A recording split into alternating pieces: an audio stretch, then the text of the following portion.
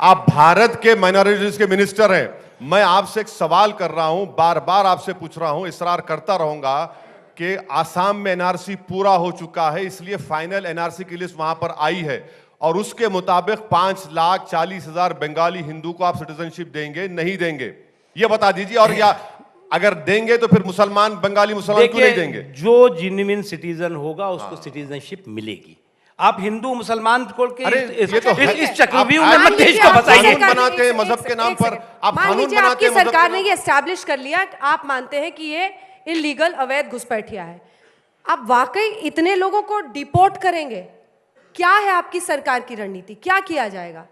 देखिए एक बात आप ही कहते हैं अफवाहें मत फैलाइए, तो आप ही बताइए क्या करेंगे आप? एक बात आप बताइए, कोई भी देश हाँ। अपने देश में अवैध घुसपैठियों के जनसंख्या विस्फोट को नजरअंदाज कर सकता है क्या? कोई भी देश। ठीक है, हम छोड़िए हिंदुस्तान की बात छोड़िए, आप कोई भी देश अपने देश में अवैध घुसपैठियों के जनसंख्या विस्फोट को नजरअंदाज नहीं कर सकता। दूसरा सवाल, इस देश को हम कहते हैं मानवता का समुद्र। रविन्द्रनाथ टैगोर जी ने कहा कि ये मानवता का समुद्र है। अब इस मानवता के समुद्र से मानवता की अलख जगनी चाहिए कि नहीं जगनी चाहिए? अगर पड़ोस में हमारे अल्पसंख्यकों के साथ जुल्म हो रहा है, अन्याय हो रहा है, अत्याचार हो रहा है, कत्लेआम हो रहा है, नरसंहार हो रहा है, तो अगर हमने उनको जो है वो यहां पर मानवीय आधार पर उनके सम्मान की रक्षा की है, तो इसमें किसको क्या आपत्ति हो सकती है? इसमें आपने यही मुसलमानों को जोड़ दिया है कि इन 3 मुल्कों से हिंदुओं को, क्रिश्चियंस को, सिख्स को, जिनके खिलाफ धर्म के आधार पर भेदभाव किया जा रहा है, उत्पीड़न किया जा रहा है, उनको उनकी तरफ भारत हाथ बढ़ा रहा है। मुझे बिल्कुल तकलीफ नहीं है, बल्कि मैं तो आपसे कहूंगा कि आप एयर इंडिया की जो डाइंग इंडस्ट्री है उससे 10-15 एयरक्राफ्ट पाकिस्तान उतार के पूरे हिंदुओं को ला लीजिए, पूरे बांग्लादेश के हिंदुओं को ला लीजिए। चलिए, मैं चैलेंज कर रहा हूं, करिए ना, जिस तरह इजराइल ने फलाशाज जूस के साथ किया था इथोपिया, करिए ना।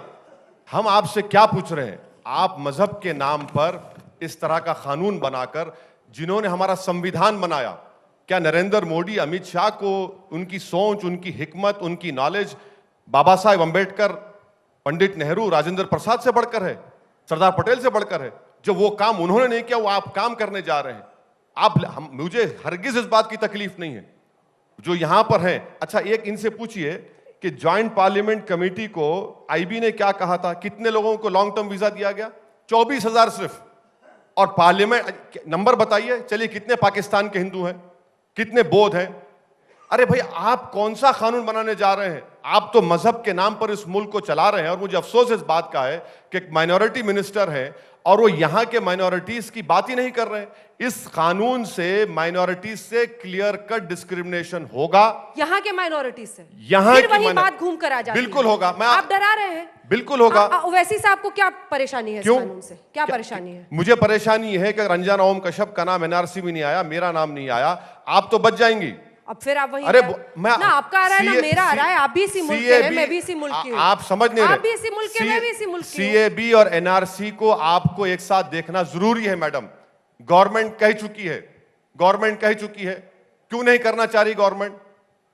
पहले एनआरसी करना था मुल्क में, बाद में सीएबी करना था। आपका नाम तो है ना एनआरसी में, क्या कैसे मालूम? मैडम देखिए, भारत के 120 करोड़ लोगों को यह सरकार लाइन में खड़ा करने वाली है और सबको फॉरेनर्स बनाएगी। और कई लॉ डॉक्यूमेंट्स बताओ, लॉ डॉक्यूमेंट बिल्कुल होगा ये। देखना, अगर जिस दिन होगा आप आज तक बुलाएंगे मुझे, आप जिस दिन होगा आज तक बुलाएंगे मुझे। आप सर, आपका आधार कार्ड है या नहीं? अंजना जी, किसका आधार कार्ड? सिटीजनशिप का प्रूफ नहीं है। ठीक है, आपके पास अन्य दस्तावेज है ना? मैं तो कौन सा दस्तावेज होगा? अगर मेरे दादा जान का सर्टिफिकेट पूछेंगे, कहां से लाऊंगा मैं?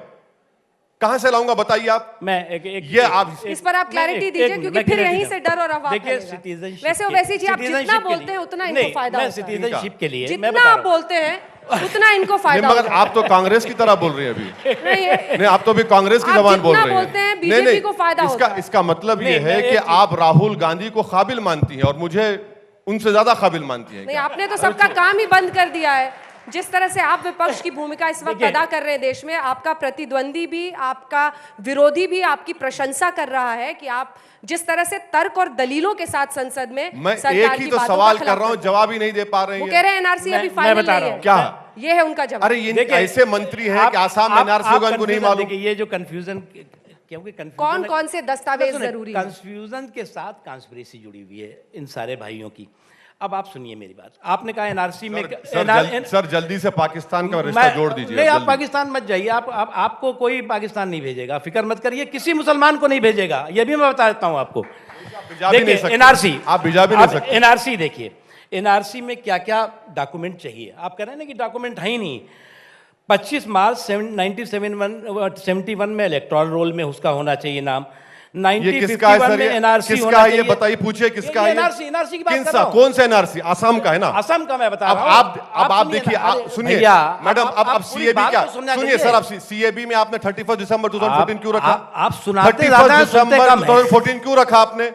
आपकी पार्टी का मैनिफेस्टो है, आपकी पार्टी का मैनिफेस्टो है कि हम 19 आसाम अकॉर्ड को मानते हैं, फिर आप 2014 क्यों रख रहे हैं? इसी तो कंफ्यूजन है। अभी आप क्यों रख रहे हैं? नहीं, क्या रखा हुआ है मैं बता रहा हूं। वही तो कह रहा हूं, वही तो कह रहा हूं। नागरिकता प्रमाण पत्र, स्थानीय निवासी प्रमाण पत्र, पासपोर्ट, बैंक और LIC दस्तावेज, स्थायी आवासीय प्रमाण पत्र, एजुकेशनल प्रमाण पत्र, शरणार्थी पंजीकरण प्रमाण पत्र, ये सारी चीजें हैं, एक लंबी सूची है।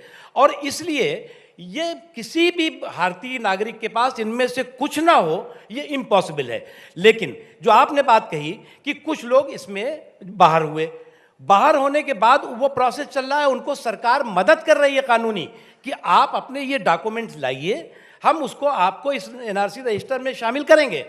वो भी नहीं मिलता तो वो ट्रिब्यूनल में जा सकते हैं, ट्रिब्यूनल से नहीं मिलेगा न्याय तो वो हाई कोर्ट जा सकते हैं। ये पूरा प्रोसेस है। कोई प्रोसेस क्यों गुमराह कर रहे हैं देश को आप? नहीं, ये देखिए, अभी इतनी देर के बाद ये अपनी गलती को माने हैं। ये आसाम के एनआरसी के डॉक्यूमेंट्स हैं।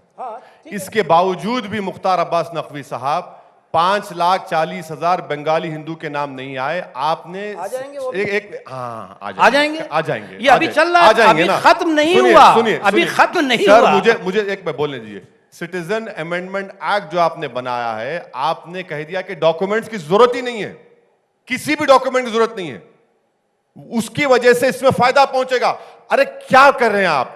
अरे देश को तो आप बांट रहे हैं। आप ये बताइए, आप तो कानून नहीं पढ़ते, आप ये बताइए, पढ़ नहीं पढ़ते। आप इतने काबिल आदमी हैं। मैं काबिल हूं, इसलिए बता रहा हूं आपको, गलती बता रहा हूं आपकी। एक्ट जो है, एक्ट में डॉक्यूमेंट्स के जिक्र ही नहीं है। सिटीजनशिप एक्ट हिंदुस्तानियों के लिए है या उन देश के 3 देशों के नागरिकों के लिए है, अल्पसंख्यकों के लिए? बताइए ना आप। अरे आप तो उसको हिंदुस्तान के लोगों के साथ जोड़ के देख रहे हैं, जबकि citizenship amendment act Pakistan, Bangladesh और अफगानिस्तान के अल्पसंख्यकों के लिए, पीड़ित अल्पसंख्यकों के लिए, प्रताड़ित अल्पसंख्यकों के लिए। साहब मुख्तार साहब, प्लीज समझिए, आप इतने इग्नोरेंट मत बनिए। आप डरते होंगे, मैं आपको बता रहा हूं। नहीं, डरने की जरूरत है ना डराने की जरूरत है। आप डराना कम कर दीजिए देश के लोगों को। सर मैं आप डरते होंगे मोदी से, मैं बता रहा हूं आपको सर। तो आप भी डरते हैं? नहीं सर, नहीं डरते, खुदा से डरते हैं सर, सिर्फ अल्लाह से डरते हैं सर। मोदी खुदा नहीं है सर, कोई डरने की चीज नहीं, इंसान है, आज है कल चले जाएंगे। खुदा से सब डरते हैं। सर सुनिए, एक बात बताइए, ये आप जो पढ़ रहे हैं आसाम का है, आपने एक्ट पास किया, सिटीजन अमेंडमेंट एक्ट, जिसमें आप कह रहे हैं कि कोई डॉक्यूमेंट्स की जरूरत नहीं है। मैं यही तो आपसे कह रहा हूं कि आप आसाम में वो 5,40,000 बंगाली हिंदू को सिटीजनशिप देंगे और 5 लाख आसाम के बंगाली मुसलमान को नहीं देंगे। यह डिस्क्रिमिनेशन है। और जब पूरे मुल्क में एनआरसी होगा तो जितने मुसलमान का नाम नहीं आएगा, मुझे तो सीएबी से फायदा नहीं होगा।